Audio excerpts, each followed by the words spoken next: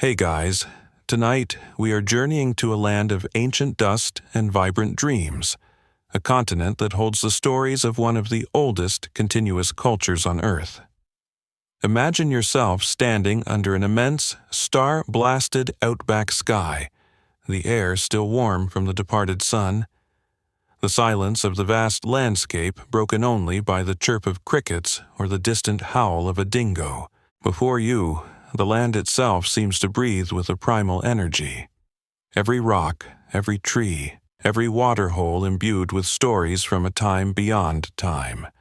We are venturing into the world of Aboriginal Dreamtime sagas to explore how powerful ancestral beings are believed to have shaped the very fabric of the Australian landscape, singing it into existence. Now, if you were an early European settler stumbling into this ancient land, completely oblivious to its sacred stories and intricate laws, your chances of, say, accidentally setting up your picnic on a major ancestral being's resting place and causing some serious spiritual kerfuffle were, well, let's just say, considerably high. Cultural sensitivity training hadn't quite been invented yet. So, before you get comfortable, take a moment to like the video and subscribe, but only if you genuinely enjoy what I do here. And please, do let me know in the comments where you're listening from this evening, and what time it is in your corner of the world. It's always a quiet thrill to see how far these nocturnal narratives travel. Now, dim the lights, maybe turn on a fan for that soft background hum, and let's ease into tonight's journey together. You find yourself on an ancient continent, Australia, a land that has been home to Aboriginal peoples for an astonishing length of time. A mainstream historical fact is that Aboriginal presence in Australia dates back at least 65,000 years, making theirs one of the oldest, if not the oldest, continuous living cultures on the planet. Imagine that, 65 millennia of history, of connection to country, of stories passed down through countless generations. It's a timescale that almost boggles the modern mind, accustomed as we are to fleeting trends and rapid change. Our journey tonight takes us into the heart of their spiritual worldview, into what is often known in English as the Dreamtime, or the dreaming.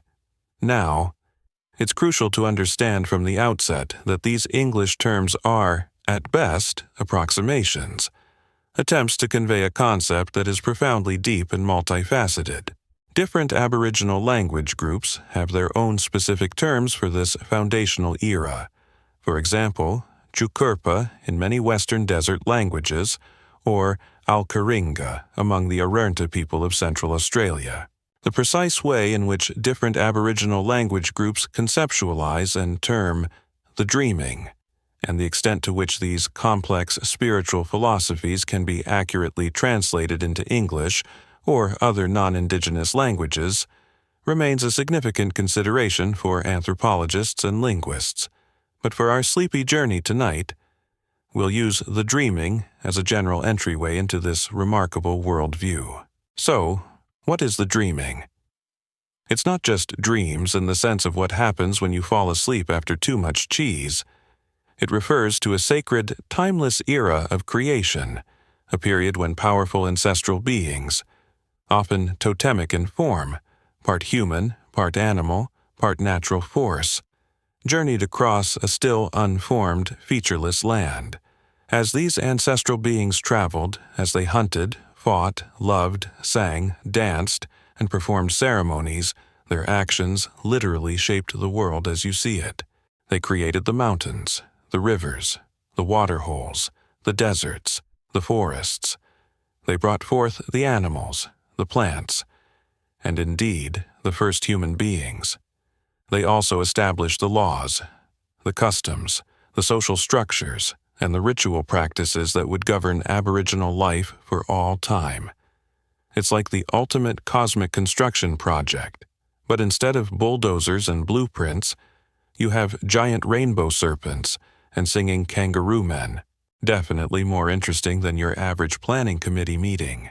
Imagine that primordial time, before the dreaming, The land might have been a flat, dark, silent expanse. Then, these immense, powerful ancestral beings, the rainbow serpent, the Wangina sky spirits, the Mimi figures, Bayame, Bunjo, and countless others, each specific to different regions and language groups, emerged from the earth, or descended from the sky. They were not gods in the Olympian sense, living aloof on a mountaintop. They were intimately connected to the land, their very essence woven into its fabric. Their journeys, their sagas, are not just myths.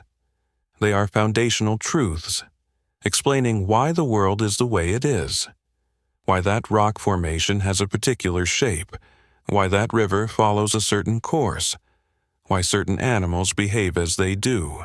A quirky tidbit is that these ancestral beings weren't always benevolent or perfect. They could be creative and destructive, wise and foolish, loving and jealous, much like humans themselves. Their stories often involve epic dramas, great acts of creation alongside moments of trickery, passion, or even error. This makes them incredibly relatable, not distant, flawless deities, but powerful, formative ancestors whose personalities are still felt in the land. The very act of creation was often through song, through naming. As the ancestors moved across the land, they sang the names of everything they encountered or created, and in doing so, brought it into existence. The landscape itself became a vast, living musical score, each feature a note, a phrase, a verse in the epic song of its creation. These are the song lines, or dreaming tracks, that crisscross the continent. Invisible pathways imbued with ancestral power, still followed and sung by Aboriginal people today to maintain their connection to the dreaming and to the country. So, as you stand on this ancient Australian soil, the air thick with the scent of eucalyptus or the dry dust of the desert, you are not in an empty wilderness. You are in a landscape saturated with meaning. Every hill, every water hole, every distinctive tree, a testament to the actions of those first great ancestral beings. The dreaming is not just a collection of stories about the distant past. It is an ongoing, ever-present reality. A spiritual dimension that coexists with the physical world, constantly shaping and informing life. The whispers we are seeking tonight are the whispers of these creator ancestors, their stories embedded in the very earth beneath your feet, their power still resonating in the silent, star-filled night. The dreaming is not just a collection of stories about the distant past. It is an ongoing, ever-present reality. A spiritual dimension that coexists with the physical world, constantly shaping and informing life. The whispers we are seeking tonight are the whispers of these creator ancestors, their stories embedded in the very earth beneath your feet, their power still resonating in the silent, star-filled night. But to truly begin to appreciate the sagas of these ancestral beings and their role in shaping the Australian landscape, you need to delve a little deeper into this foundational concept, often translated into English as the Dreamtime, or, perhaps more accurately, the dreaming. It's a term that, while evocative, can also be a little misleading if you take it too literally. This isn't about the fleeting, often nonsensical, narratives your brain cooks up after you've eaten too much cheese before bed. No, the dreaming is something far more profound, far more all-encompassing. It's crucial to understand that for Aboriginal peoples across the vast continent of Australia, the dreaming isn't just a mythological past, a once-upon-a-time that is now over and done with.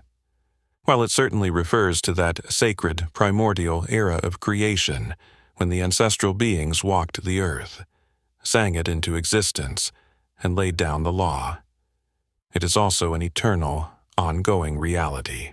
Anthropologists and Indigenous scholars continue to explore the profound philosophical depths of the dreaming, emphasizing its inadequacy as a simple creation myth. and highlighting its complex nature as an ongoing, living system of law, spirituality, and ecological understanding that defies easy categorization within Western conceptual frameworks.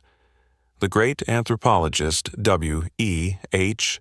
Stanner once coined the term the everywhen to try and capture this sense of a timeless, ever-present reality where the past, the present, and the future are all interconnected, all infused with the power and presence of those formative ancestral actions. It's like the creative energy of the universe is still humming, still accessible, still shaping the world. If you know how to listen, how to see, how to participate.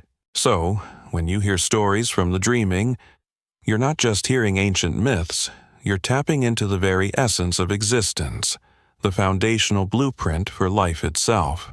These sagas explain not only how the mountains, rivers, and rock holes were formed, but also why certain animals look and behave as they do, why specific plants grow in particular places, and, most importantly, how human beings are meant to live in proper relationship with each other, with the land, and with the entire cosmos. The dreaming is the ultimate source of the law, often capitalized to show its significance, and sometimes referred to by specific local language terms. This isn't just a set of legal rules like a modern statute book. It's a comprehensive spiritual and moral code, governing everything from kinship systems and marriage rules to land management practices, resource allocation, and the correct performance of essential rituals. Don't spear that particular kangaroo. That's your second cousin twice removed on your mother's side, totemically speaking, and he owes me 5 witchetty grubs. Well, perhaps not exactly like that, but the kinship with nature was often that intimate. The actions of the ancestral beings during the dreaming, their journeys, their creations, their conflicts, their loves, their betrayals, all these establish the precedents, the templates, for human life, by following the law, by reenacting these dreamtime events through song, dance, and ceremony. Aboriginal people ensure the continued harmony and fertility of the land, the well-being of their communities, and their own spiritual integrity. It's a profound responsibility, a sacred custodianship. The dreaming is also the source of all sacredness and all power mana, or similar concepts of spiritual efficacy exist in many Aboriginal cultures, though terms vary. Certain places in the landscape are particularly potent because they are the sites where significant dreamtime events occurred, where ancestral beings left their mark, or where their spiritual essence still resides. These are sacred sites, often approached with great reverence and subject to specific protocols. The power of the dreaming is immanent in these places, tangible, accessible through correct ritual. This worldview fosters an incredible sense of interconnectedness. You, as an individual, are not an isolated being. You are linked by intricate kinship systems to your family, your clan, your language group. You are also linked to specific ancestral beings, your totems, which might be an animal, a plant, or a natural feature. And you are profoundly, inseparably connected to your country, your traditional lands, which are not just a physical space but a living, spiritual entity, a tapestry woven from dreamtime stories and ancestral presence. It's a holistic vision where everything has its place, its purpose, its story, all stemming from that foundational, ongoing creative era. It makes our modern anxieties about finding our place in the world seem a bit like we've just misplaced the instruction manual that these cultures kept meticulously alive for millennia. A mainstream historical fact is the incredible diversity of Aboriginal Australia. Before European colonization, there were hundreds of distinct language groups, each with its own specific dreaming stories, ancestral beings, laws, and customs, all intimately tied to their particular traditional lands. While the specific narratives and deities vary enormously, this underlying philosophical framework of the dreaming as a foundational, ongoing era of creation and law, is a remarkably widespread and unifying concept across much of the continent. A quirky tidbit that illustrates the everyone nature of the dreaming is how, in many Aboriginal traditions, an individual's conception, or certain significant life events, might be linked to the power of a specific Dreamtime site or ancestral being. It's as if the creative energies of the dreaming are still actively shaping individual destinies, that the ancestors are not just historical figures, but ongoing presences. So, as you stand on this ancient Australian land, try to feel it not just as earth and rock, but as a landscape alive with story, a world where the past is never truly past, but constantly informs and energizes the present. The dreaming is the sacred wellspring from which all life, all law, all meaning flows. It's more than just dreams. It's the very architecture of reality, the song that the universe continually sings. And to understand the sagas of the ancestral beings, you must first learn to hear that ancient, powerful, and ever-present music. The dreaming is the sacred wellspring from which all life, all law, all meaning flows. It's more than just dreams. It's the very architecture of reality, the song that the universe continually sings. And to understand the sagas of the ancestral beings, you must first learn to hear that ancient, powerful, and ever-present music. But who were the original composers, the first singers of this cosmic song? You are now peering back into the deepest mists of that primordial everywhen to witness the very emergence of those powerful creator ancestors, the beings who rose from an unformed earth, or descended from a silent sky, to initiate the world's dramatic and sacred creation. Before their arrival, imagine the Australian continent, or indeed the world, as a vast, featureless, and dormant expanse. Aboriginal creation stories from different regions often describe this pre-dreaming state in evocative terms: a flat, dark, silent plain, a world asleep, devoid of form or life, a landscape waiting for its potential to be awakened. It's a canvas of pure possibility, a silent stage awaiting the first act of the great cosmic drama. No chirping crickets yet, no rustling eucalyptus, just a profound, expectant stillness. It's the ultimate blank page, and the ancestral beings are about to write the first epic verses upon it. Then, out of this nothingness, or from within this dormant earth, or perhaps from the star-dusted sky, they began to appear. These weren't gods in the sense of a detached hierarchical pantheon ruling from a celestial Mount Olympus. These were the ancestral beings, the creator spirits, often with forms and powers that blurred the lines between human, animal, plant, and even natural phenomena like rain or fire. A mainstream historical fact is that creation myths worldwide often feature such liminal, powerful beings who bridge different states of existence to bring forth the cosmos. The Australian ancestral beings are some of the most ancient and compelling examples of this. The precise way in which ancestral beings were conceptualized in the earliest forms of Aboriginal spirituality, whether as fully formed entities from the outset, or as beings who themselves evolved or transformed during their creative journeys, is a complex area, with interpretations varying based on regional traditions and the depth of available ethnographic accounts.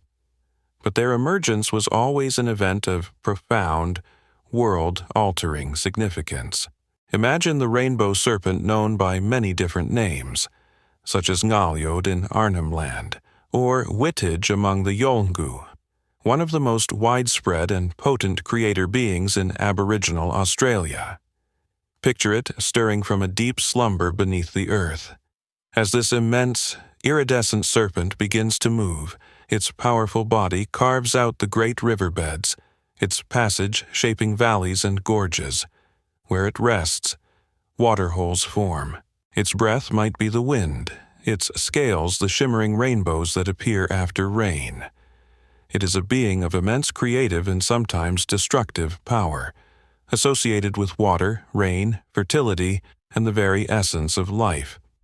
Its emergence is not just a geological event, it's a spiritual awakening of the land itself. It's less, let there be light, and more, let there be a colossal, technicolor serpent to get this whole creation party started with some serious landscaping. Other ancestral beings might take the form of giant kangaroos, emus, goannas, or crocodiles, totemic ancestors whose journeys and interactions defined the characteristics of the animals we see today, and also created significant features in the landscape. A kangaroo man ancestor, in his epic leaps across the country, might leave behind a series of rocky outcrops where his feet landed. An emu ancestor, in a great battle or a moment of creation, might shed feathers that become specific types of plants. These weren't just animals, they were primal, formative beings, their actions literally sculpting the world. It gives a whole new meaning to animal tracks. These tracks are the very mountains and rivers. Some ancestors descended from the sky, like the Wangina spirits of the Kimberley region, often depicted in rock art with large, dark eyes, no mouths, and halo-like headdresses, associated with rain, clouds, and the creation of humans.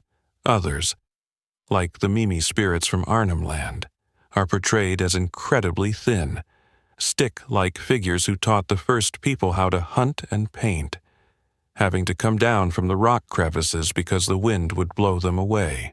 These Mimi are so ancient, they even taught the ancestors of the current people. Now, that's what you call an old-school teacher. Back in my day, a Mimi spirit might say, we didn't have fancy spear throwers. We had to chase kangaroos uphill in the snow with a pointy stick, and we liked it. The actions of these ancestral beings, as they emerged and began to interact with the nascent world, were often dramatic and transformative. They didn't just quietly potter about, they journeyed vast distances, they sang, they danced, they hunted, they loved, they fought, they made mistakes, they learned, and with every action, every step, every song, they were shaping the void, bringing forth not just the physical landscape, but also the laws, the languages, the ceremonies, and the very identity of the people who would come after them. A quirky tidbit from some creation stories involves the ancestors being somewhat experimental in their initial efforts. Perhaps the first attempt at creating humans resulted in beings that were a bit lopsided, or had too many fingers, or couldn't talk properly, requiring a bit of divine tinkering in a version 2.0. These stories often carry a gentle humor, but also a profound understanding of the trial-and-error nature of creation, and the idea that even the great ancestral beings were learning as they went.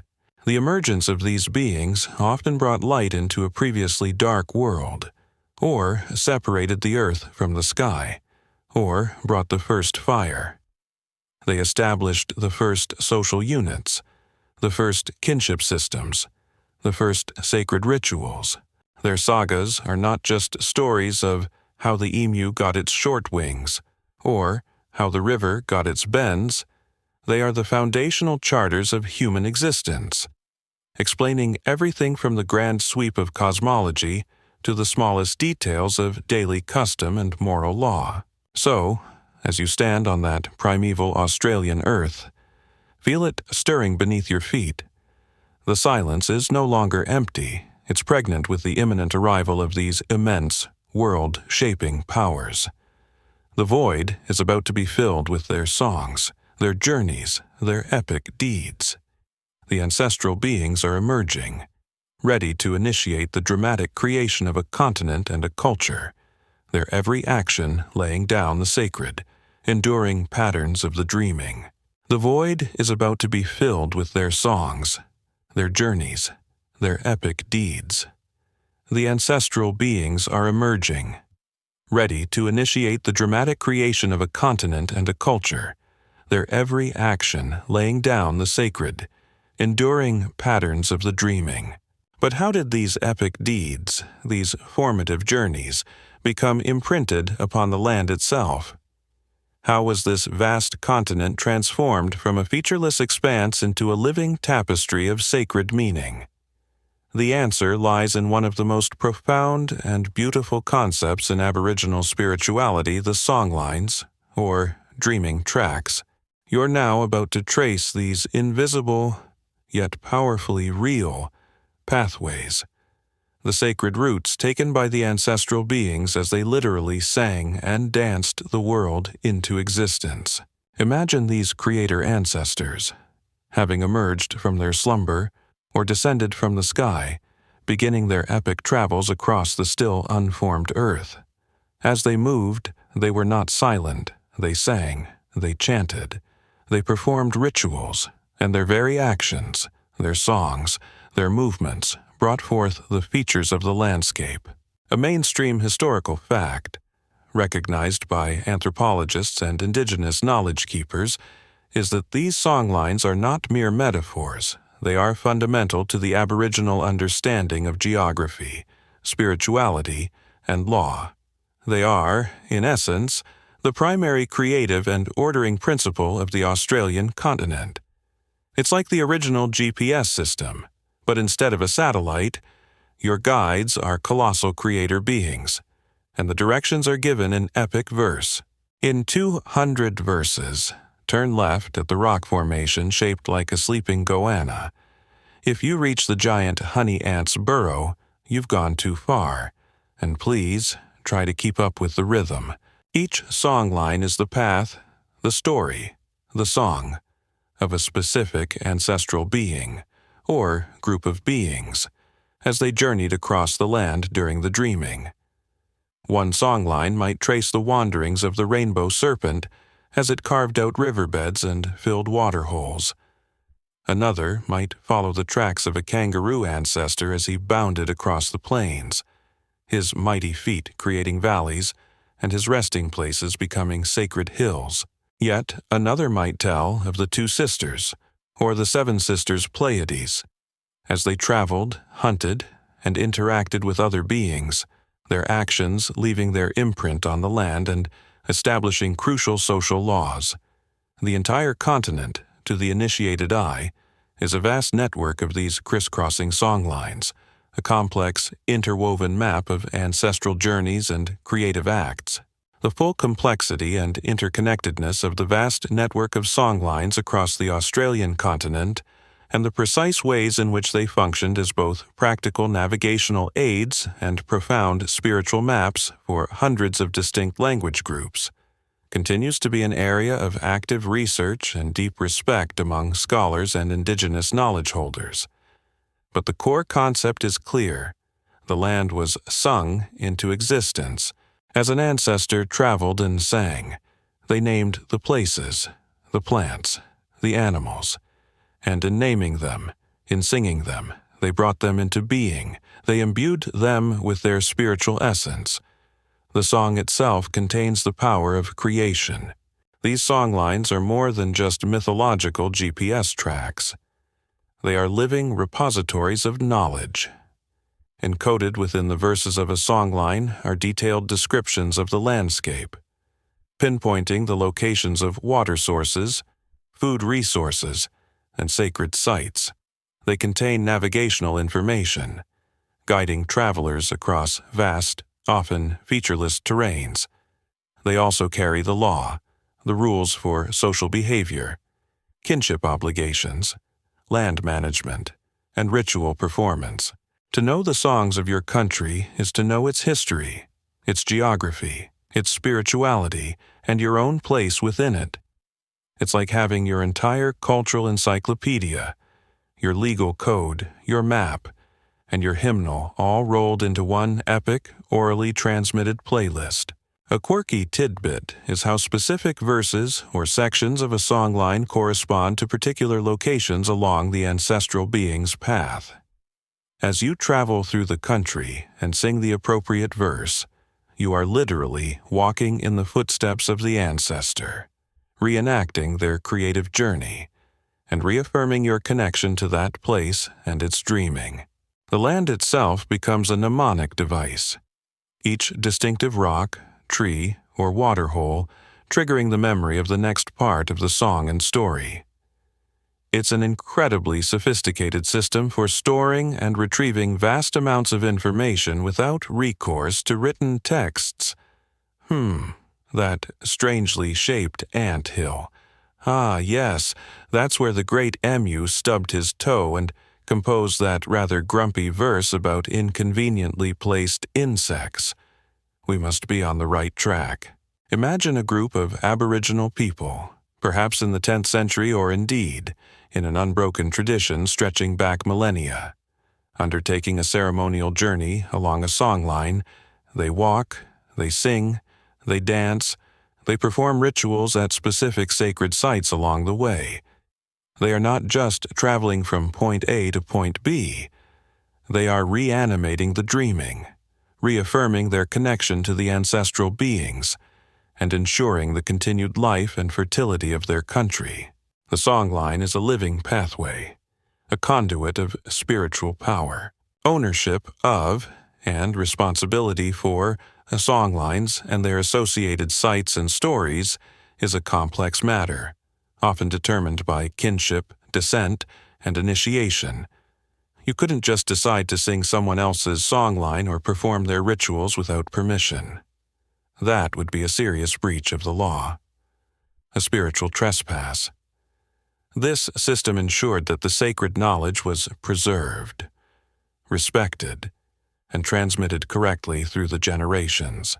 So, as you stand in this ancient Australian landscape, try to imagine it not as a static backdrop, but as a vibrant, resonant space crisscrossed by these invisible yet profoundly real songlines. Every feature around you, that distant mountain range, that winding river, that solitary rock, is a verse in an ancient song, a footprint of an ancestral being. The very air seems to hum with their journeys, their creative power. These are creation's sacred paths, and by learning to hear their music, you begin to understand the deep spiritual cartography that shaped and continues to shape the Aboriginal soul. Every feature around you, that distant mountain range, that winding river, that solitary rock, is a verse in an ancient song, a footprint of an ancestral being. The very air seems to hum with their journeys, their creative power.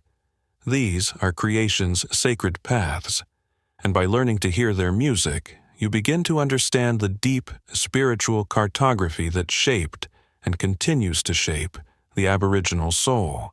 But the songlines don't just trace abstract pathways across a pre-existing map. The journeys and the epic deeds of the ancestral beings themselves are what brought that map, that very landscape, into tangible existence.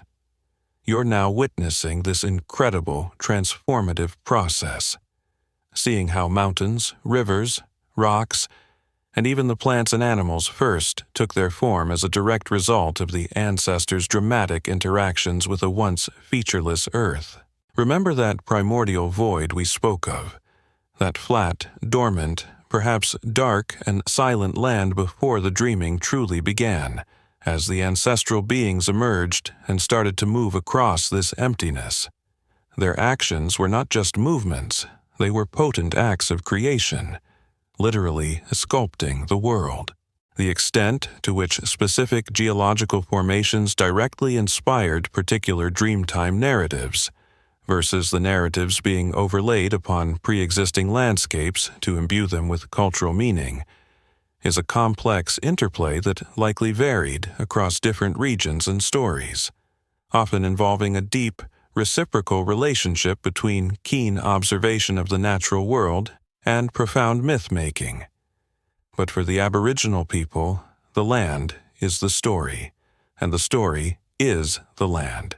Imagine a colossal ancestral figure, perhaps a giant kangaroo man or an emu woman, striding across the unformed plain. Where their immense feet fall, depressions are left that will later fill with water, becoming lakes or water holes. As they drag their tails or a spear, they carve out the channels for mighty rivers. When they rest, their sleeping bodies might push up the earth around them, forming mountain ranges, their forms still discernible if you know how to look. It's landscape architecture on a truly epic, mythological scale. No need for dynamite or earth movers when your creators are literal giants who can reshape continents with a well-aimed hop or a particularly energetic nap. Oh, that mountain range. That's just where Old Man Emu decided to take a very long, very bumpy siesta after a big lunch of sacred witchetty grubs. He was a restless sleeper. A mainstream historical fact is that the Australian continent possesses some of the oldest geological formations on Earth. Weathered over unimaginable eons, Aboriginal creation stories, passed down through tens of thousands of years, offer a profound, culturally resonant way of explaining and giving meaning to these ancient, often dramatic, landscape features, encoding deep environmental knowledge within the narratives of ancestral actions. Consider the iconic rock formations that dot the Australian landscape, like Uluru or Katajuta in Central Australia, or the Three Sisters in the Blue Mountains. For the traditional custodians of these areas, these are not just impressive geological oddities. They are sacred sites, often the transformed bodies of ancestral beings or places where pivotal Dreamtime events occurred. A particular cleft in a rock might be where an ancestor thrust their spear. A strange pattern of erosion could be the tracks left by a giant goanna. A distinctive water stain down a cliff face might be the tears of a sorrowful sky being. The land is a living, breathing testament to these formative dramas. Even the rivers and water holes, so crucial for life in often arid environments, have their origins in these ancestral sagas. The rainbow serpent, that powerful, multifaceted creator being, is very often credited with carving out riverbeds as it slithered across the land, its iridescent body forming rainbows in the sky after rain. Where it rested or drank, permanent water holes, billabongs, might appear, becoming sacred sites imbued with its life-giving power. The very presence of water, the source of all life, is thus directly linked to the actions of these primordial beings. And it's not just the grand features. Smaller details, too, find their explanation in the dreaming, the shape of certain leaves, the color of particular birds, the calls of animals. All these can be traced back to specific events, transformations, or creations by the ancestral beings.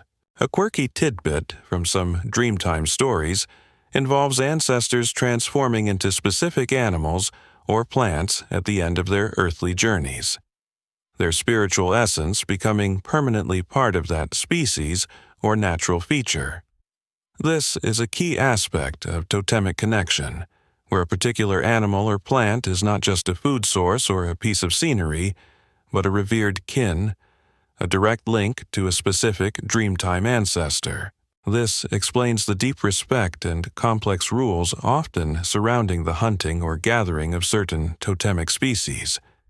You wouldn't just casually hunt your great-great ancestral emu for dinner without a very good reason and the correct rituals, would you? Imagine you are listening to an elder recount such a story. As they speak, as they perhaps draw a map in the sand or point to a painting on rock or bark, the landscape around you comes alive in a new way. That distant, oddly shaped hill is no longer just a hill. It's the metamorphosed body of a sleeping giant. That winding creek is the path of a serpent ancestor. Those scattered boulders are the discarded tools or weapons from an ancient Dreamtime battle. The entire country becomes a narrative, a sacred text written in stone, water, and starlight, readable to those who possess the knowledge of its stories. The creation wasn't always peaceful. Some stories tell of epic battles between different ancestral beings, their struggles shaping mountain ranges, splitting rocks, or creating vast barren plains where their fiery breath scorched the earth.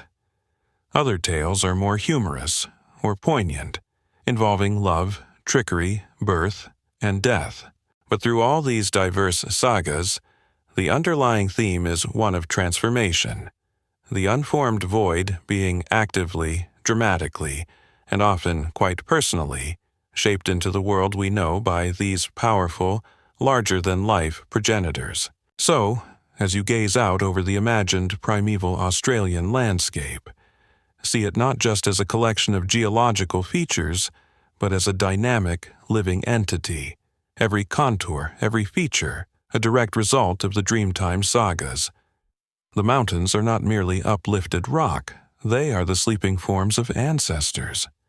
The rivers are not just flowing water, they are the tracks of the rainbow serpent. The land itself is a story, still being told, still being sung, still being danced. Its form a constant, tangible reminder of those first powerful beings who emerged from the void and sang the world into its beautiful, intricate, and sacred existence. The mountains are not merely uplifted rock, they are the sleeping forms of ancestors. The rivers are not just flowing water, they are the tracks of the rainbow serpent. The land itself is a story, still being told, still being sung, still being danced. Its form a constant, tangible reminder of those first powerful beings who emerged from the void and sang the world into its beautiful, intricate, and sacred existence. But this connection between the ancestral beings and the landscape they shaped isn't just a grand, abstract, cosmological truth. For Aboriginal peoples, it's an intensely personal, deeply embodied reality, woven into the very fabric of their identity and social structure through the profound concept of totemic kinship. You're now about to delve into this intricate web, understanding how spirit, human, animal, plant, and land are all inextricably linked in a sacred ancestral embrace. After their epic journeys and creative acts during the dreaming, many ancestral beings didn't just vanish.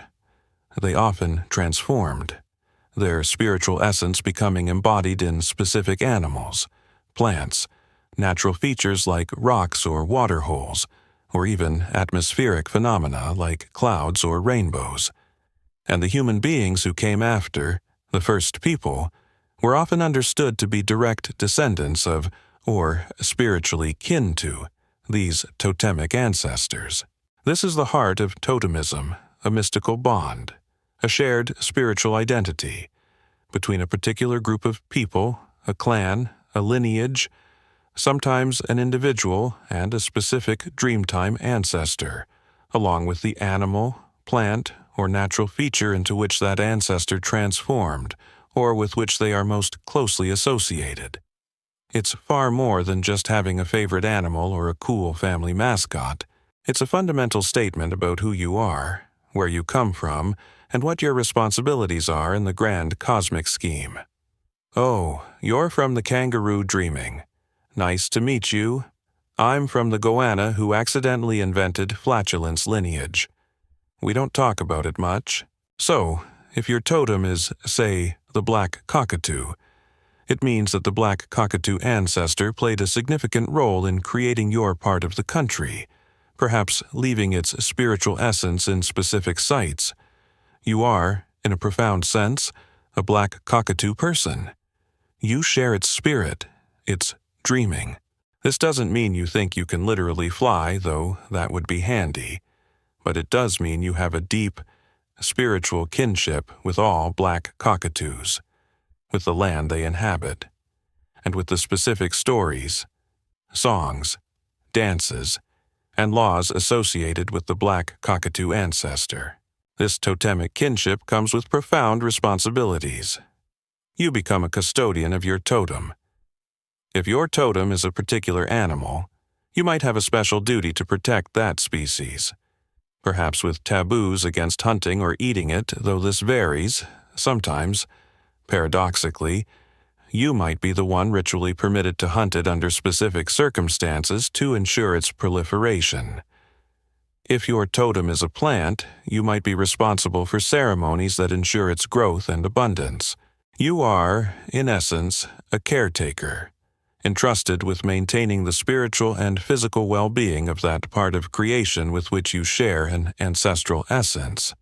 A mainstream historical fact is that totemism, as a system of belief linking human groups with specific natural elements or species, is found in many indigenous cultures around the world, highlighting a widespread human tendency to perceive and formalize deep kinship with the natural environment. Crucially, this totemic connection also links you and your clan to specific tracts of land, your country. The songlines we explored, those pathways of the ancestral beings, are often tied to specific totemic groups. The land isn't just a place you live, it is your ancestry, your identity, your spiritual inheritance. The sacred sites within your country, where your totemic ancestor performed significant deeds or transformed into a landscape feature, are your responsibility to protect and venerate through ritual. They are like your family's most sacred heirlooms, but they are living, breathing parts of the earth itself. The precise mechanisms and variations in totemic affiliation and inheritance across the diverse Aboriginal cultures of Australia, whether primarily patrilineal, matrilineal, or based on conception dreaming sites where your mother first realized she was pregnant, often linked to a specific totemic spirit entering her, are incredibly complex and continue to be documented and analyzed by anthropologists. But the underlying principle is one of shared spiritual substance, a deep, unbreakable bond between people, their totemic ancestors, and the land those ancestors shaped and continue to inhabit. This system also profoundly shaped social structures. Kinship rules, marriage laws, who you could and couldn't marry, were often intricately tied to totemic affiliations, designed to maintain a complex web of relationships and responsibilities across different groups and territories. It's a sophisticated social architecture, all rooted in these Dreamtime connections. It makes modern dating app algorithms look like child's play. Sorry, can't date you. Your emu dreaming is incompatible with my thorny devil dreaming's third cousin twice removed protocol. It's complicated. A quirky tidbit is how a person might acquire multiple totemic connections throughout their life. Perhaps one from their father's side, one from their mother's, one from their conception dreaming, another from an initiation ceremony. This created an even richer, more layered sense of identity and connection to the spiritual landscape. You weren't just one thing. You were a nexus of ancestral energies. Imagine yourself, then, as a young person in a 10th century Aboriginal community. Learning about your totems, elders would tell you the stories, sing you the songs, teach you the dances that belong to your specific ancestral beings. You would learn which parts of your country were particularly sacred to your totem, which responsibilities you held towards them. This wasn't just abstract knowledge. It was the very core of your being, defining your relationships, your obligations, and your spiritual path. It was the framework through which you understood the entire universe, a universe where spirit, human, animal, plant, and land were not separate categories, but deeply, inextricably, and sacredly linked by the enduring power of the dreaming and the ancestral beings who first sang them all into life. This wasn't just abstract knowledge, it was the very core of your being, defining your relationships, your obligations, and your spiritual path. It was the framework through which you understood the entire universe, a universe where spirit, human, animal, plant, and land were not separate categories, but deeply, inextricably, and sacredly linked by the enduring power of the dreaming and the ancestral beings who first sang them all into life. And if the songlines were the sacred pathways these ancestors trod, then the places where they performed significant acts, where they rested, where they transformed, or where they left their spiritual essence, became the holiest of holies, the sacred sites. You are now approaching these potent locations, learning of their profound significance as places where ancestral power is concentrated, where the dreaming is most vividly present, and where the ancestors themselves, in a very real sense, still reside. Across the vast Australian continent, every Aboriginal language group, every clan, has its own traditional country. And this country is not just a tract of land, it's a living, breathing, spiritual landscape, saturated with meaning and punctuated by countless sacred sites.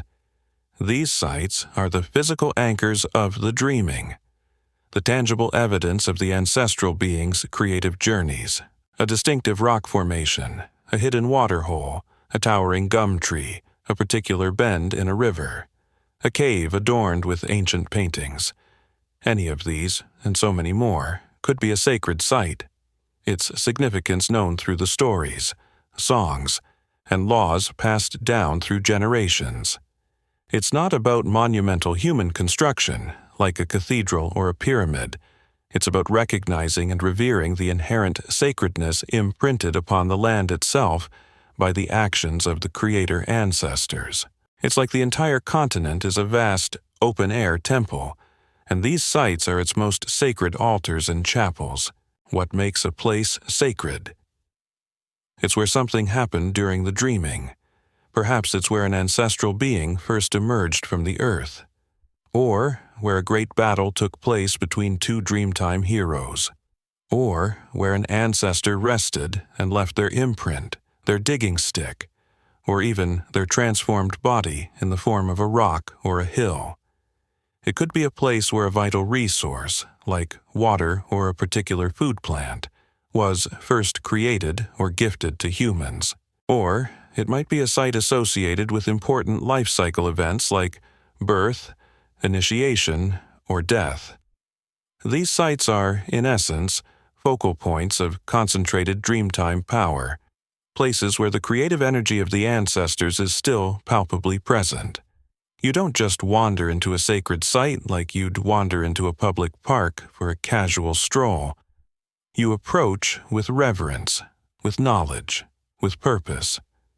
It's the difference between walking into a random building and walking into, say, the holiest sanctuary of your own faith. The vibe is just a little different. The precise boundaries of many Aboriginal sacred sites and the full extent of their interconnectedness through songlines and dreaming narratives can be incredibly complex and are often best understood through the deep, nuanced knowledge of traditional custodians rather than through purely Western cartographic or archaeological methods. Sometimes a site might be a single, small rock. Other times it could be an entire mountain range or a vast stretch of river. These sites are where the ancestors reside, not necessarily in the sense of individual ghosts haunting a spot, but in a more profound way. Their spiritual essence, their creative power, their very being is immanent in that place. The site is the ancestor, in a way, or at least a direct manifestation of their dreaming journey. By visiting these sites, by performing the correct rituals, by singing the songs and telling the stories associated with them, Aboriginal people reaffirm their connection to their ancestors, tap into that ongoing creative power, and fulfill their sacred responsibilities as custodians of the land and the law. Access to sacred sites is often restricted. Not everyone can just go anywhere. Some sites might be open only to initiated men, others only to women. Some might be accessible only to specific clan groups or to individuals who hold particular ceremonial responsibilities for that site. This isn't about being snobbish or exclusive. It's about protecting the sacred power of the place and ensuring that only those with the proper knowledge and spiritual authority interact with it, to avoid accidental desecration or misuse, which could have serious consequences for both the individual and the community. It's like having different security clearance levels for accessing different parts of the cosmic mainframe. Sorry, Your basic gatherer security pass doesn't grant you access to the rainbow serpent's left nostril of creation level. Come back after your next initiation. A mainstream historical fact is the deep spiritual and cultural importance of land and specific sites to Aboriginal peoples, which is why issues of land rights and the protection of sacred sites are so crucial in modern Australia. The Mabo decision in 1992, for instance, overturned the doctrine of terra nullius, land belonging to no one, and recognized native title, acknowledging this pre-existing profound connection. Sites like Uluru Kata Tjuta National Park are World Heritage listed for both their natural beauty and their immense cultural and spiritual significance to the Anangu people, its traditional owners. Imagine approaching such a sacred site with an elder, a traditional custodian. As you get closer, their demeanor might change. They might speak in hushed tones, or begin to chant softly. They might point out subtle features in the landscape, a curve in a rock, a particular tree, a patch of colored ochre, and explain how each one relates to the actions of a specific ancestral being. The site itself might not look like much to your untrained eye, but through their words, through their reverence, you begin to feel its power, its deep antiquity, its living connection to the dreaming. A quirky tidbit is how some sacred sites are considered so powerful or dangerous that specific protocols must be followed even when passing nearby, such as averting one's gaze, maintaining silence, or making a small offering. Or there might be stories of what happened to people who accidentally or deliberately violated the sanctity of a site. Perhaps they fell ill, got lost, or suffered some other misfortune, a direct consequence of disturbing the ancestral power. These sacred sites are the wellsprings of life and law.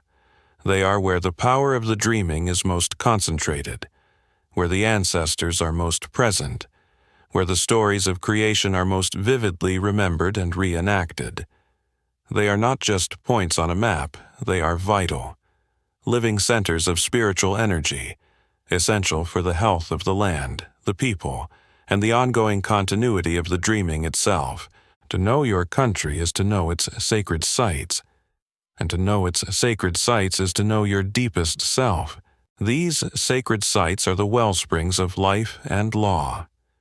They are where the power of the dreaming is most concentrated, where the ancestors are most present, where the stories of creation are most vividly remembered and reenacted. They are not just points on a map, they are vital, living centers of spiritual energy, essential for the health of the land, the people, and the ongoing continuity of the dreaming itself. To know your country is to know its sacred sites, and to know its sacred sites is to know your deepest self. But knowing these sites, revering them from afar, is only part of the equation. For Aboriginal peoples, the dreaming isn't just a static legacy to be admired, it's a living power that must be continually engaged with, nurtured, and renewed through active participation. You're now about to witness the vibrant heart of this engagement, the performance of rituals, ceremonies, songs and dances that keep the dreaming alive and, in a very real sense, sustain the world. Remember how we talked about the dreaming, as in everyone, a timeless reality that underpins and infuses the present Aboriginal ritual is the primary means by which individuals and communities step into that everyone, to reconnect with the formative power of the ancestral beings, and to reaffirm their own place within that sacred ongoing creation. These aren't just quaint old customs or theatrical performances for entertainment. They are potent, necessary acts of spiritual technology, essential for maintaining the harmony of the cosmos, the fertility of the land, the health of the community, and the integrity of the law. It's like the universe has a sacred operating system, and these rituals are the essential maintenance and update protocols that keep it running smoothly. Forget to run your Rainbow Serpent Appeasement Ceremony 2.0, and you might just find your spiritual Wi-Fi and your actual water supply going on the fritz. So, What might you see if you were privileged enough to witness such a ceremony in, say, the 10th century, or indeed, in an unbroken tradition continuing for millennia? The specifics would vary enormously, of course, across the hundreds of different Aboriginal language groups and their unique dreaming traditions, but certain core elements are widespread. Song is absolutely fundamental. Remember those song lines, the pathways of the ancestors sung into existence. The songs themselves are sacred, powerful, often containing archaic language and deep esoteric meaning known only to initiated individuals. As you hear the men and women chanting, their voices rising and falling in intricate, ancient melodies, perhaps accompanied by the rhythmic click of clapsticks or the deep thrum of a didgeridoo or yidaki, though its prominence varies regionally and its most iconic form is from Arnhem Land. You are hearing more than just music. You are hearing the land itself being sung, the stories of the ancestors being revoiced, their creative power being re-invoked. Each song is a map, a history, a legal charter, and a sacred invocation, all in one. It's like having your entire national archive, your constitution, and your hymnal all rolled into one incredibly catchy, deeply resonant tune. Dance is another vital component, an embodied enactment of the dreaming. Dancers, their bodies often adorned with intricate painted designs using natural ochres, white clay, red and yellow ochre, black charcoal, transform themselves into the ancestral beings. They mimic the actions of the kangaroo ancestor, the emu, the serpent, the honey ant, reenacting their creative journeys, their battles, their ceremonies. These are not just interpretive dances, they are acts of becoming, of bringing the power and presence of the dreaming directly into the here and now. Each movement, each gesture is precise, traditional, imbued with layers of meaning. A mainstream historical fact is the incredible antiquity and continuity of Aboriginal ceremonial life, with some rock art sites depicting dance figures and ritual scenes that date back tens of thousands of years, suggesting these traditions are among the oldest continuous spiritual practices on Earth. The body decoration itself is a sacred art form. The designs are not random. They are specific to particular dreamings, particular ancestors, particular clans, particular levels of initiation. They transform the dancer, making them a visible manifestation of the ancestral being they are portraying. The very act of painting the body is a ritual, often accompanied by chants, preparing the individual for their sacred role. Sacred objects also play their part. These might include churunga in Central Australian traditions, though similar objects exist elsewhere.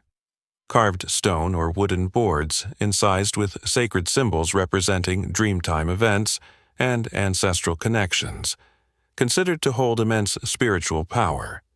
There might be ceremonial poles, elaborate headdresses made of feathers and human hair, or special bundles of sacred items, all carefully guarded and brought out only for specific rituals. The ceremonial ground itself becomes a sacred space, often a specially cleared area near a significant dreaming site. It is prepared, perhaps consecrated, for the duration of the ceremony, becoming a temporary portal, a place where the everyday world and the dreamtime intersect. The precise way in which Aboriginal ritual performances are understood to directly influence or sustain the natural world, whether through metaphysical causation, a deep ecological understanding encoded in ritual, or as a reaffirmation of human responsibility within a sacredly ordered cosmos, is a profound question that continues to be explored by scholars of religion and indigenous philosophies. But for the participants, the connection is direct and vital. By reenacting the creative acts of the ancestors, they are quite literally helping to keep the world going, to ensure the rains come, the animals and plants proliferate, and the spiritual order is maintained. A quirky tidbit is the incredible attention to detail and the sometimes immense duration of these ceremonies. Some major ritual cycles could last for days, even weeks, involving complex sequences of songs, dances, and secret rites performed by different groups according to their specific custodial responsibilities. It's a level of commitment and intricate ceremonial knowledge that is truly staggering, especially when you remember it was all preserved and transmitted orally for millennia. No PowerPoints, no teleprompters, just memory, tradition, and deep spiritual focus. These rituals are also crucial for passing on knowledge and initiating new generations into the law. Young people would observe, participate in peripheral roles, and gradually be taught the deeper meanings of the songs, dances, and symbols as they went through various stages of initiation. This ensured the continuity of the dreaming, the survival of their culture and their spiritual identity. So, as you imagine yourself witnessing one of these ancient ceremonies, feel the power of it, the rhythmic pulse of the music, the mesmerizing movements of the dancers, the flickering firelight on painted bodies, the scent of smoke and crushed leaves, the palpable sense of spiritual presence. This is not a performance for an audience. This is a vital act of cosmic maintenance, a sacred duty, a joyful affirmation of the enduring, living power of the dreaming. It's how a culture keeps its soul alive, its land healthy, and its connection to the eternal ancestors strong and vibrant, generation after generation. This is a vital act of cosmic maintenance, a sacred duty, a joyful affirmation of the enduring, living power of the dreaming. It's how a culture keeps its soul alive, its land healthy, and its connection to the eternal ancestors strong and vibrant, generation after generation. But the songs and dances, powerful as they are not the only ways these profound Dreamtime sagas. These maps of spiritual law and ancestral journeys are preserved and transmitted. You now turn your gaze to another, equally vital and incredibly beautiful, expression of the dreaming, the intricate and deeply symbolic world of Aboriginal art. You're about to see how rock faces, sheets of bark, the very earth itself, and even the human body become canvases for depicting these sacred narratives, using a rich vocabulary of traditional motifs and ochre hues. For Aboriginal peoples, art is not, and never was, just art for art's sake, in the modern Western sense of purely aesthetic creation or individual self-expression. While often stunningly beautiful to our eyes, traditional Aboriginal art is, at its heart, profoundly spiritual, functional, and deeply connected to the dreaming, to the law, and to country. It is a visual language, a sacred script in its own right, capable of conveying immense amounts of information about ancestral beings, creation events, sacred sites, songlines, kinship responsibilities, and ritual knowledge. In a predominantly oral culture, this visual tradition served as a vital means of recording, remembering, and teaching the most important aspects of their worldview. It's like having your most sacred texts, your historical archives, your legal codes, and your geographical maps all rendered in breathtaking symbolic imagery. Don't understand the complexities of the Emu ancestors' third cousin's responsibilities regarding that specific waterhole. Don't worry, there's a dot painting for that. It's all there, if you know how to read the dots. The mediums and materials used are as diverse as the Australian continent itself. Perhaps the most ancient and awe-inspiring are the rock art sites, found in caves, shelters, and on rock faces across the land. A mainstream historical fact is that some Australian Aboriginal rock art dates back tens of thousands of years, making it one of the oldest continuous artistic traditions on Earth. Imagine standing before a gallery of these ancient paintings and engravings, vibrant X-ray depictions of animals showing their internal organs, dynamic figures of ancestral beings in ceremonial dance, hand stencils that seem to reach out across millennia. These aren't just pretty pictures, they are often sacred records, illustrations of Dreamtime events, or the marks left by the ancestors themselves. In other regions, particularly Arnhem Land in the tropical north, bark paintings became a highly developed art form. Using sheets of stringy bark, flattened and smoothed, artists would paint intricate designs with natural ochres and pigments, depicting complex mythological narratives, clan totems, and sacred ceremonies. These were often created for ritual purposes but also served as powerful teaching tools. As we've touched upon, body painting is an essential part of many Aboriginal ceremonies. The designs, again using natural ochres, red and yellow clays, white pipe clay, black charcoal, are not mere decoration. They transform the wearer, imbuing them with the power and identity of the ancestral being, or totem they are representing in a dance or ritual. The patterns are often specific to particular Dreamtime stories, clan affiliations, or levels of initiation, their application a sacred act in itself. In many desert regions, incredibly intricate sand paintings or ground designs are created for specific ceremonies. These ephemeral masterpieces, made by trickling colored sands, ochres, and crushed plant matter onto a smoothed patch of earth, can depict vast cosmological maps, sacred sites, and the journeys of ancestral beings. They are often created as part of a long sequence of songs and rituals, and then, once their ceremonial purpose is fulfilled, they are smoothed away, their power returned to the earth, their images living on only in memory until the next ceremony. It's like creating a breathtakingly detailed spiritual Google Earth, only to respectfully delete the cache once the sacred download is complete. The precise interpretation of specific symbols and narrative sequences in ancient Aboriginal rock art, especially in the absence of direct ethnographic explanation from the original artists or their immediate descendants, often involves complex detective work by archaeologists and anthropologists who look for recurring patterns, regional styles, and connections to known oral traditions. But certain common iconographic elements are widespread. Circles might represent campsites, waterholes, sacred sites, or even breasts. Lines can depict pathways, songlines, the tracks of ancestral beings, or flowing water. Dots can signify stars, seeds, eggs, people sitting, or even fruit.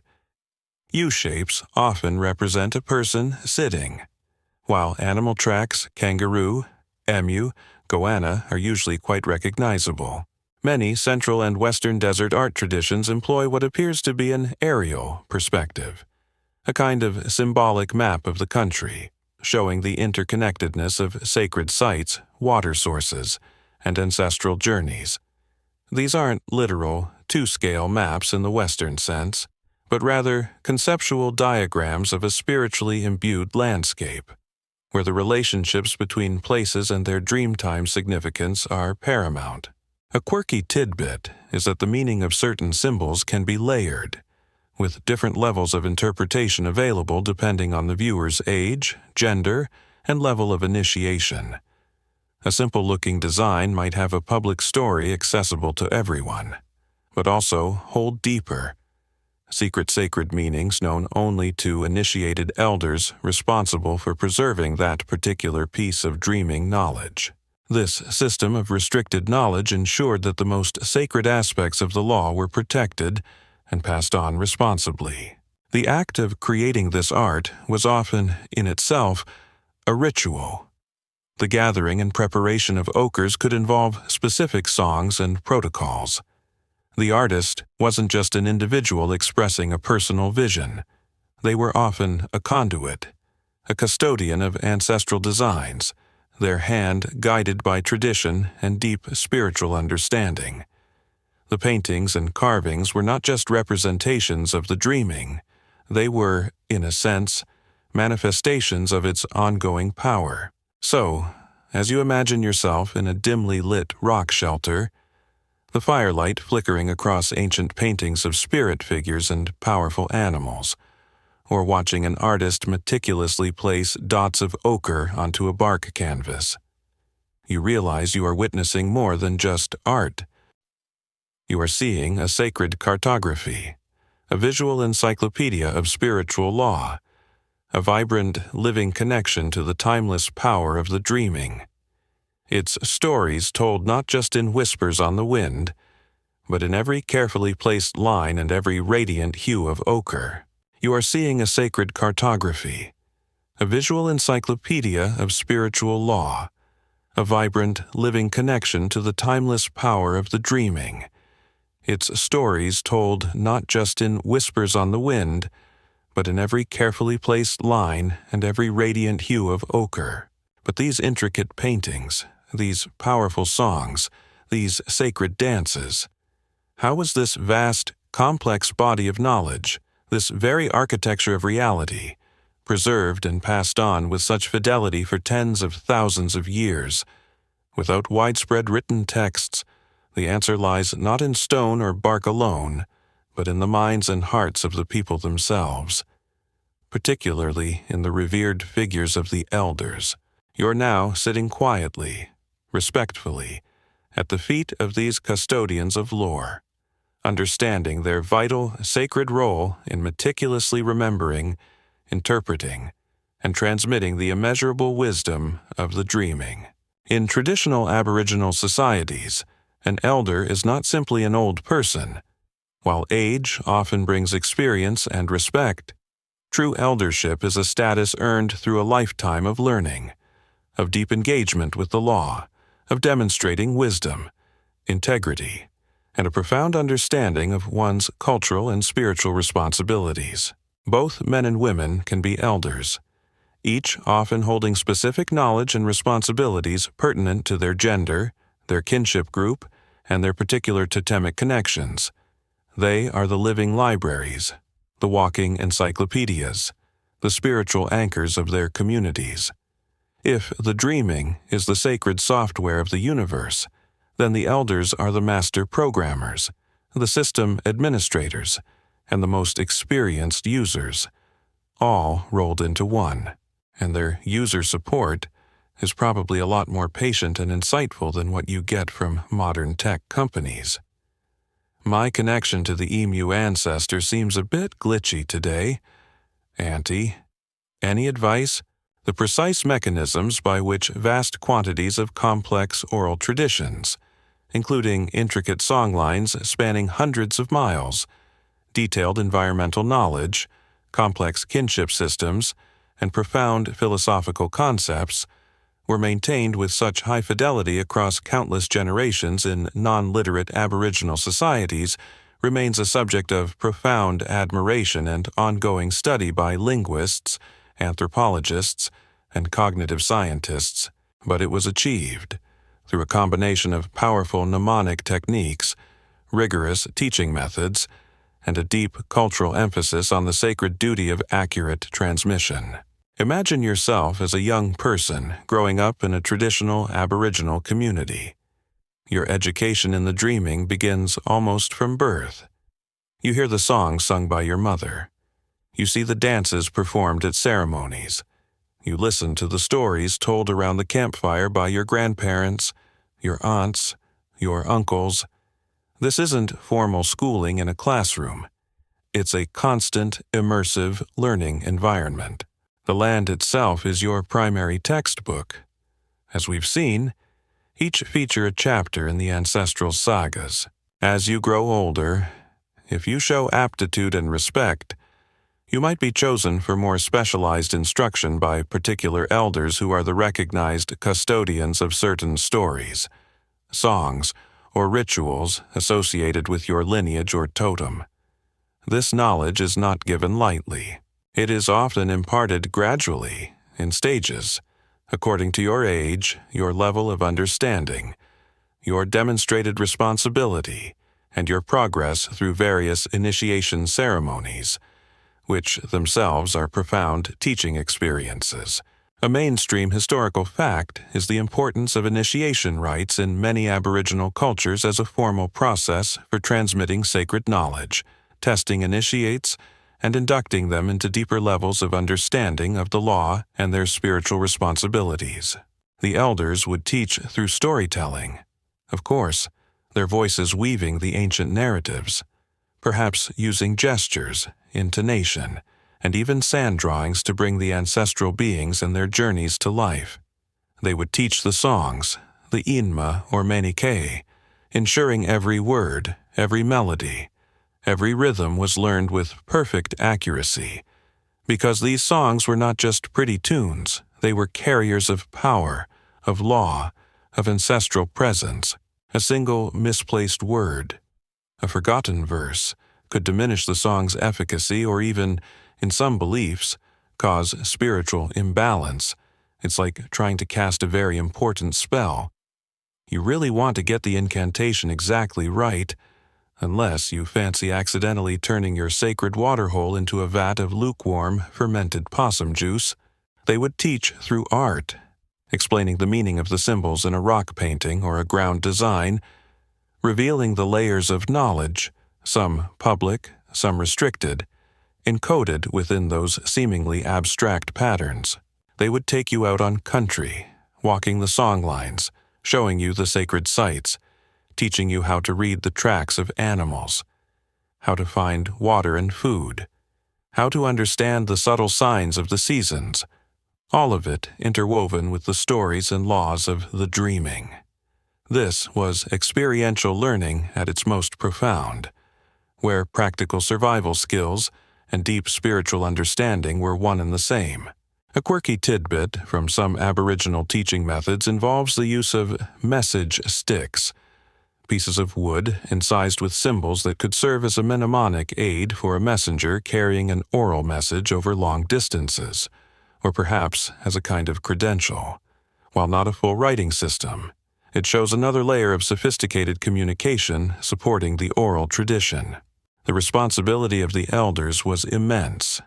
They were not just teachers, they were guardians, ensuring that the sacred knowledge, the law that sustained their world, was preserved without corruption and passed on faithfully to the next generation. This required incredible memory, deep wisdom, and an unwavering commitment to their custodial role. They held the collective memory of their people, the spiritual title deeds to their country, the very essence of their cultural identity, all within their minds and hearts, and the respect afforded to them within their communities was correspondingly profound. Their words carried weight, their advice was sought, their authority in spiritual and legal matters was generally unquestioned by those who understood the law. To disrespect an elder, to ignore their teachings, was not just rude, it was a dangerous act that could threaten the well-being of the entire community by disrupting the harmony with the dreaming. So, as you sit in the presence of these imagined elders, their faces perhaps etched with the wisdom of a lifetime, spent in deep communion with their country and their ancestral traditions, you feel a sense of profound reverence. These are the human vessels of the dreaming, the patient, dedicated custodians who, through countless repetitions of song, story, ritual, and lived example, ensured that the ancient whispers from the dawn of creation continued to resonate, to guide, and to sustain their people, keeping the sacred connection to the land and its ancestral spirits alive and vibrant, even as the world around them began to change in ways their most ancient stories could hardly have foreseen. These are the human vessels of the dreaming, the patient, dedicated custodians who, through countless repetitions of song, story, ritual, and lived example, ensured that the ancient whispers from the dawn of creation continued to resonate, to guide, and to sustain their people, keeping the sacred connection to the land and its ancestral spirits alive and vibrant, even as the world around them began to change in ways their most ancient stories could hardly have foreseen. But this vast body of knowledge they so meticulously preserved wasn't just about beautiful myths, poetic songs, or intricate ceremonies for their own sake. At its very heart, the dreaming provided something absolutely essential for the functioning of any human society, the law. You're now about to understand how these ancestral sagas formed a comprehensive moral compass, a detailed system of ethics, kinship rules, and social order that governed every aspect of traditional Aboriginal life. Forget dry, leather-bound legal codes or pronouncements from bewigged judges in stuffy courtrooms. The law of the dreaming was, and for many Aboriginal people still is, a living, breathing system, embedded in the stories of the ancestral beings, written into the very landscape they created, and enacted through daily customs and sacred rituals.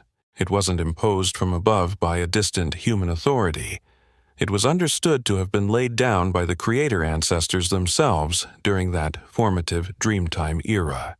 Their actions, their pronouncements, their triumphs, and even their mistakes all served as precedents, as templates for correct human behavior and social organization. It's like having your entire legal and ethical framework established by a committee of very powerful, very ancient, and occasionally very dramatic founding spirits. Remember when the great Echidna ancestor tried to hoard all the best witchetty grubs? Yeah, that didn't end well for him. Lesson learned: sharing is caring, especially when it comes to sacred snacks. It's in the law. Section 3, verse B, this law was incredibly comprehensive. It wasn't just about forbidding a few major transgressions like murder or theft, though those were certainly covered. It provided a detailed blueprint for how to live a good, harmonious life. A core component was the intricate kinship system. A mainstream historical fact is the remarkable complexity and sophistication of Aboriginal kinship systems, which vary between different language groups, but generally involve elaborate rules defining relationships, responsibilities, and obligations between individuals and groups. These systems, often based on moieties dividing society into two halves, sections or subsections, dictated who you could marry and definitely who you couldn't. Strict incest taboos were paramount, who you were obliged to support, who you should avoid speaking to directly, your mother-in-law, for instance, in many traditions, a rule some modern folks might secretly appreciate, and how resources should be shared. It was a social GPS, ensuring everyone knew their place, their connections, and their duties within the wider community. Beyond kinship, the law provided a strong moral and ethical code. It emphasized values like reciprocity, sharing especially of food, respect for elders, hospitality to visitors within certain protocols, and honesty.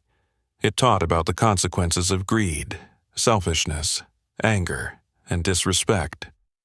The stories of the dreaming were often, at their heart, moral tales, illustrating the positive outcomes of upholding the law and the negative repercussions of transgressing it. Ritual obligations were, of course, a huge part of the law. The ancestral beings didn't just create the world and then retire. They established the ceremonies, the songs, the dances, the body paint designs that needed to be performed correctly and at the proper times to maintain the connection with the dreaming, to ensure the fertility of the land, the proliferation of animal and plant species often through increased ceremonies for specific totems, and the spiritual well-being of the community. Failure to perform these rituals, or performing them incorrectly, could have dire consequences, not just for the individuals involved, but for the entire group and even the land itself. And critically, the law governed the relationship with country, with the land. As we've seen, Aboriginal people are not owners of the land in a Western sense, but rather custodians, with profound spiritual responsibilities towards it. The law dictated which groups were responsible for which tracts of land and its sacred sites, often based on their totemic connections to the ancestral beings who shaped that particular area. It prescribed sustainable practices for hunting and gathering, ensuring that resources weren't depleted. It taught respect for sacred sites, places where ancestral power was concentrated and which required special protocols. The land wasn't just a resource to be exploited. It was a sacred relative, to be cared for according to the law laid down in the Dreaming. It's the original Environmental Protection Act, and its enforcers were the ancestors themselves. The precise mechanisms for enforcing the law and resolving major intergroup conflicts across vast territories in pre-colonial Australia, in the absence of centralized state structures like kings or formal courts, is an area where anthropological models based on kinship obligations, ritual alliances, and councils of elders are actively explored. Often, disputes would be settled through communal discussion, mediation by elders, or ritualized forms of conflict resolution. Transgressions against the law might result in social shaming, ostracism, specific ritual penances, or, in very serious cases, more severe traditional punishments. The ultimate sanction was often the disapproval of the ancestral spirits, which could manifest as misfortune or illness. A quirky tidbit is how some dreaming stories explain the origin of certain laws or social customs through quite humorous or relatable, if sometimes dramatic, events involving the ancestral beings. Perhaps a story about two bickering bandicoot brothers inadvertently establishes the rules for sharing food, or a tale about a vain Amu ancestor leads to a law about avoiding excessive pride. These narratives made the law accessible, memorable, and deeply human, even as it was divinely ordained. This entire legal, ethical, and social framework was transmitted orally, through the stories told by elders, the songs sung at ceremonies, the lessons learned during initiation, and the lived example of the community. It wasn't written in stone tablets, but it was written into the very heart of the people and into the very fabric of the land itself. Every feature of your country was a reminder of the law, of the ancestral actions that established it. So, as you imagine yourself living within this 10th century or indeed timeless Aboriginal worldview, you realize that the Dreaming isn't just a collection of charming creation myths. It is the ultimate source of order, the moral compass that guides every step, every decision, every relationship.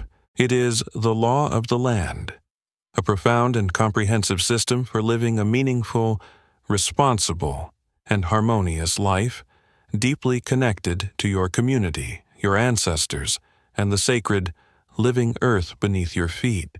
It is the law of the land, a profound and comprehensive system for living a meaningful, responsible, and harmonious life, deeply connected to your community, your ancestors, and the sacred, living earth beneath your feet. But as you continue to immerse yourself in this ancient Australian worldview, it's absolutely vital to understand that the Dreaming is not a single, monolithic entity. Not one unified storybook or a standardized set of rules followed identically by everyone across this vast continent.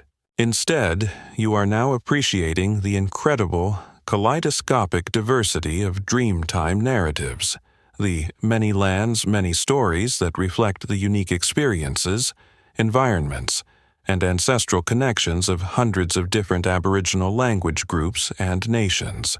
Imagine Australia not as one country in the modern political sense, but as a continent teeming with distinct peoples, each with their own language, their own territory, country, their own intricate kinship systems, and their own unique body of sacred dreaming stories that belong specifically to them and their land. A mainstream historical fact is that at the time of European colonization in 1788, it's estimated there were over 250 distinct Aboriginal languages spoken, and many more dialects, suggesting a cultural diversity as rich and varied as the landscape itself. Each of these language groups, Each nation had its own specific ancestral beings, its own creation sagas, its own songlines, and its own interpretations of the law, all intimately tied to the particular features of their traditional lands. It's less like a single, unified religion with a central doctrine, and more like a vast interconnected library where each language group holds a unique and precious collection of sacred volumes pertaining to their specific corner of the cosmos. You wouldn't expect the creation story for a coastal people living by the ocean to be identical to that of a desert people whose lives revolve around arid landscapes and hidden water holes. Would you? Our great ancestor is the mighty saltwater crocodile who sang the mangroves into being. Yours is Gary the Grumpy, wombat who invented napping. Interesting. Very different vibes. So, while the overarching concept of the dreaming, that foundational era of ancestral creation and law-giving, is a widespread philosophical underpinning across much of Aboriginal Australia, the specific content of those dreamings is incredibly localized. The ancestral beings who shaped your particular country are your ancestors. Their stories, your stories. Their sacred sites, your responsibility. A rainbow serpent might be a powerful creator being in many different regions, but its name, its specific deeds, its particular songline, and the laws it established would vary from one group's territory to the next, reflecting the unique ecology and history of that place. This diversity is not a sign of fragmentation or confusion. It's a testament to the deep, intimate, and highly specific relationship each Aboriginal group has with its own traditional lands. The dreaming stories are not abstract myths. They are, as we've seen, embedded in the very landscape. The mountains, rivers, rocks, and water holes are the physical manifestations of those ancestral actions. Therefore, the stories must be different, because the land itself is different. Anthropologists and linguists continue to grapple with the complexities of mapping the vast network of interconnections and distinctions between the dreaming traditions of different Aboriginal nations, balancing the recognition of shared continental heritage with the profound specificity of localized knowledge systems. This means that as you journey in your imagination across the Australian continent, you would encounter a breathtaking array of different ancestral beings and their sagas. In one region, the primary creator might be a sky hero, or a sun mother and moon father. In another, it might be giant animal ancestors like the emu, the kangaroo, or the goanna. In coastal areas, shark, whale, or dugong ancestors might feature prominently. Each would have its own unique narrative, its own specific songlines, its own particular body of associated laws and rituals. It's a bit like traveling through Europe and encountering entirely different local saints, local festivals, and local folk tales in every valley, each deeply meaningful to the people of that place. Even within a single language group, knowledge of the dreaming would be layered. Certain stories and ceremonies might be public, shared by the whole community. Others might be restricted, their deeper meanings revealed only to initiated individuals, or to specific men or women, or to elders who had earned the right to that knowledge through a lifetime of learning and responsibility.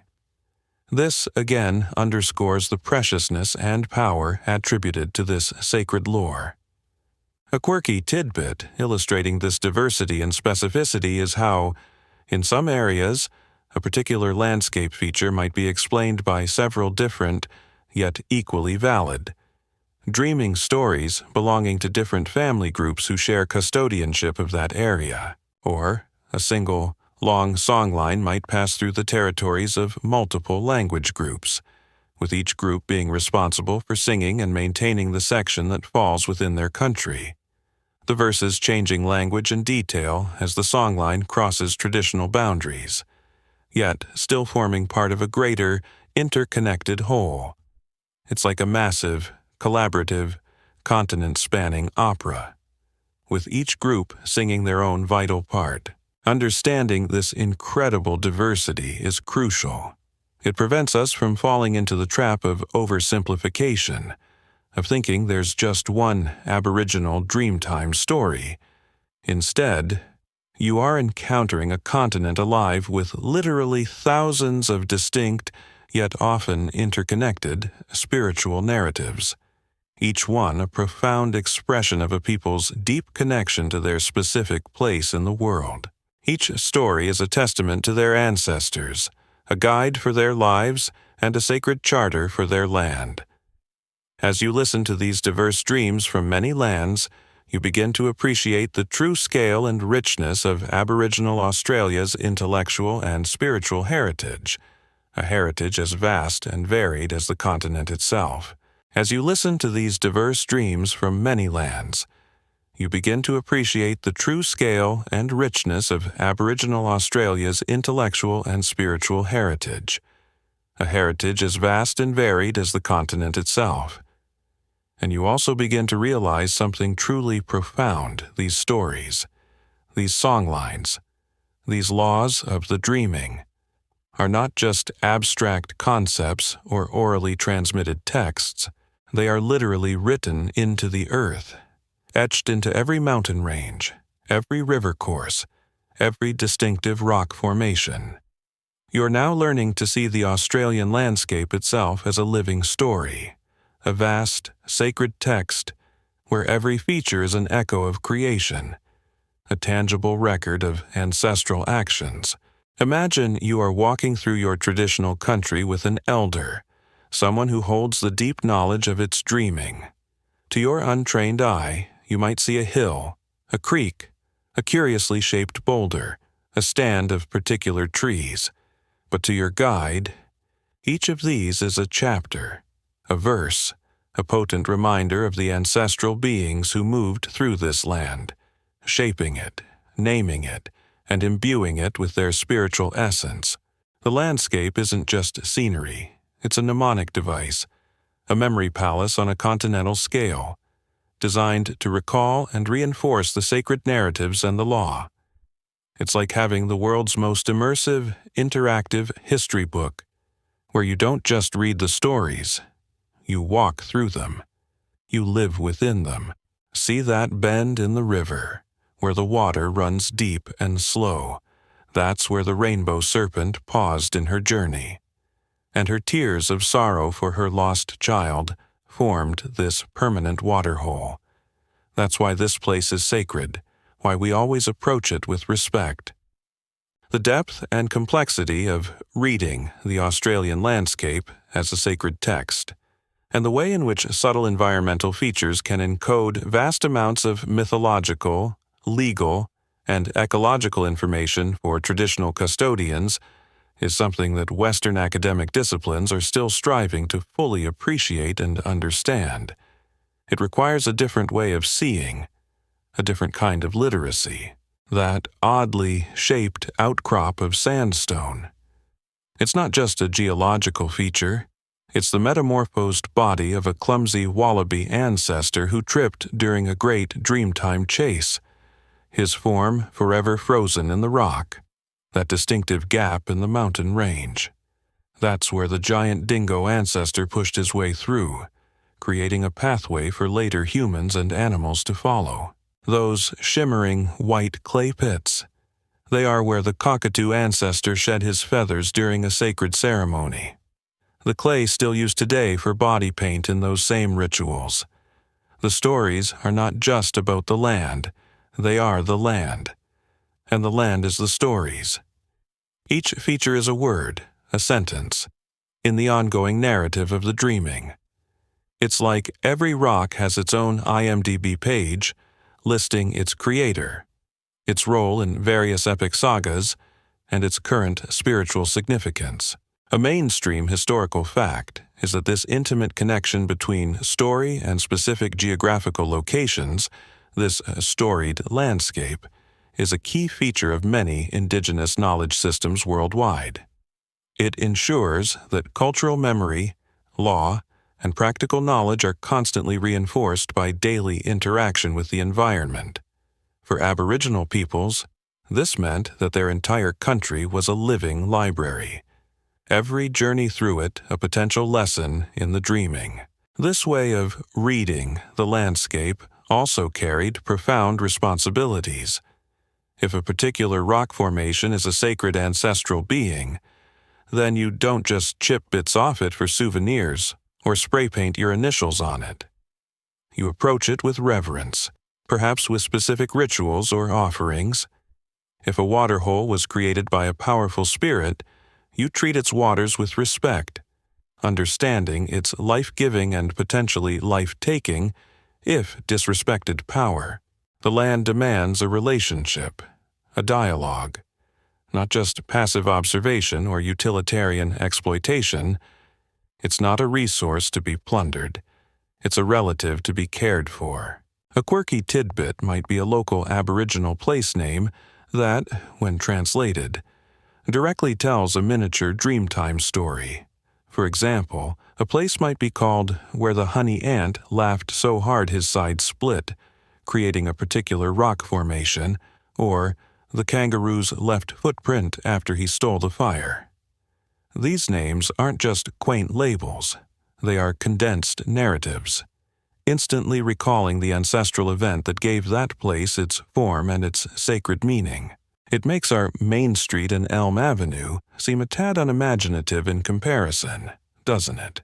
So, as you journey through this mentally re-enchanted landscape, every sight, every sound, every feature takes on a deeper resonance.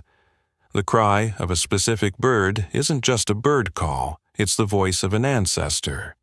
The way the wind sighs through a particular clump of trees isn't just weather. It's a whisper from the dreaming. The very patterns of the stars overhead are mirrored in the songlines and sacred sites on the earth below. It's a world where meaning is everywhere, for those who have been taught to see and hear it. This understanding transforms your perception. You are no longer just an observer of a physical landscape. You are a participant in a living, ongoing spiritual drama. The rocks around you are not silent. They are imbued with story. The rivers are not just water, they are the tracks of creation. The entire continent becomes a vast, interconnected web of meaning, a testament to the creative power of those first ancestral beings, their echoes resonating in every feature, every shadow, every grain of sand. The Australian landscape, read through the lens of the dreaming, is perhaps the oldest, most detailed, and most sacred storybook on Earth. The Australian landscape, read through the lens of the dreaming, is perhaps the oldest, most detailed, and most sacred storybook on Earth. For tens of thousands of years, this living text guided Aboriginal peoples, providing them with sustenance, law, meaning, and a profound sense of belonging. But what happens when a new, vastly different story, carried by people from across the seas, arrives and attempts to overwrite these ancient narratives?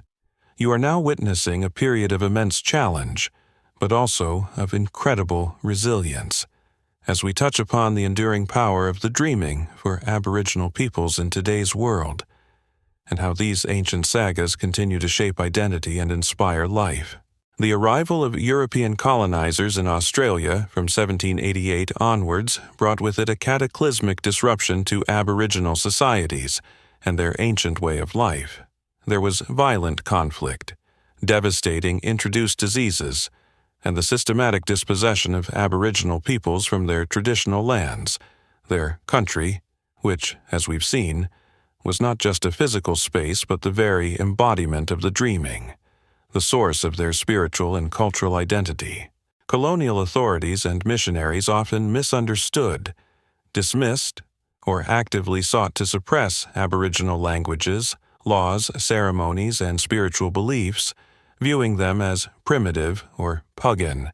Sacred sites were desecrated, songlines were broken by fences and farms, and the transmission of ancestral knowledge was severely hampered. It was a period of profound trauma and loss, an attempt, in many ways, to silence the very song of the land. It's like someone not only tearing pages out of your most sacred book, but also trying to convince you that the book itself was never really worth reading in the first place. Yet, despite over 2 centuries of such immense pressure, the dreaming has not died. Its power, its relevance, its deep connection to the hearts and minds of Aboriginal peoples has proven to be extraordinarily resilient. The ways in which Aboriginal peoples are adapting, revitalizing, and reasserting their dreaming traditions in the 21st century, often blending ancient knowledge with modern technologies and forms of expression, is a dynamic and closely watched field for anthropologists and Indigenous studies scholars. It's a testament to the enduring strength of one of the world's oldest living cultures. Today, for many Aboriginal communities across Australia, the dreaming remains a vital, living tradition. It continues to be the foundation of their identity, their spirituality, their connection to country, and their social order. Elders, those precious custodians of lore we met earlier, still play a crucial role in teaching the young people the stories, the songs, the dances, and the law, ensuring that this ancient heritage is passed on, even in the face of modern challenges. It's a constant, dedicated effort to keep those sacred fires burning. The connection to country remains paramount. A mainstream historical fact that has had profound implications in modern Australia is the landmark Mabo decision by the High Court in 1992, which overturned the legal fiction of terra nullius land belonging to no one, and recognized the existence of native title for Aboriginal and Torres Strait Islander peoples. This legal recognition, and subsequent land rights legislation, has enabled many groups to reclaim, or at least gain greater access to and control over, their traditional lands and sacred sites, allowing for the revival of ceremonies and the strengthening of cultural practices.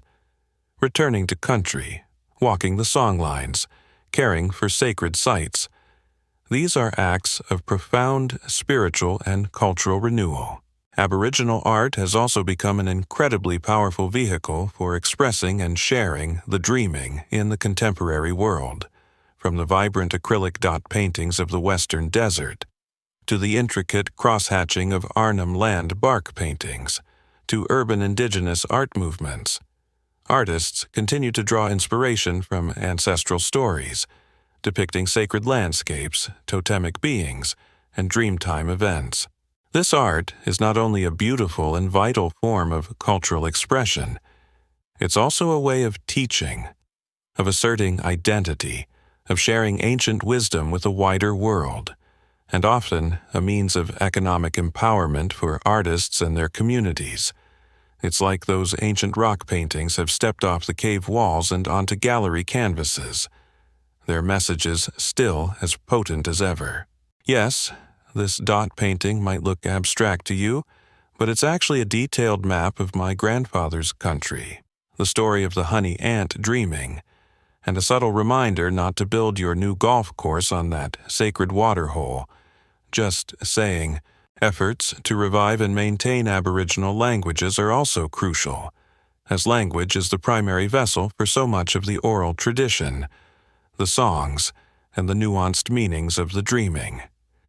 Each word can carry layers of cultural and spiritual significance, ceremonies and rituals, while perhaps adapted to contemporary circumstances, continue to be performed in many communities, marking important life cycle events, reenacting dreamtime stories, and fulfilling custodial responsibilities to the land and its spirits.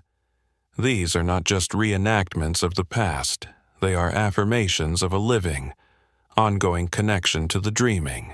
A quirky tidbit is how some Aboriginal communities are now using modern technology, like GPS mapping, digital archives, and online platforms, to record and preserve ancient songlines, stories, and cultural knowledge, ensuring this heritage can be accessed by future generations, while also maintaining appropriate cultural protocols regarding secret, sacred information.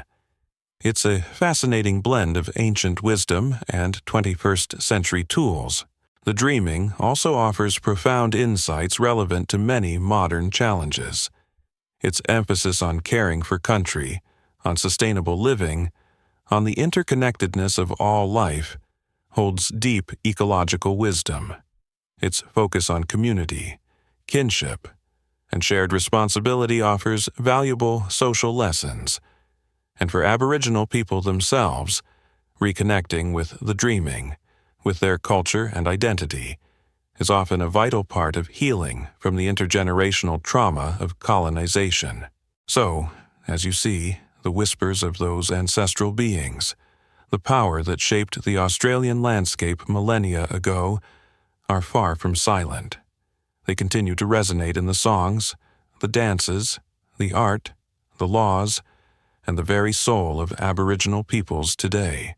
The dreaming is not a relic of a bygone era. It is an enduring power, a living heritage, a constant source of strength, identity, and profound wisdom, demonstrating an incredible resilience in the face of adversity, its ancient echoes still shaping lives and landscapes in today's world.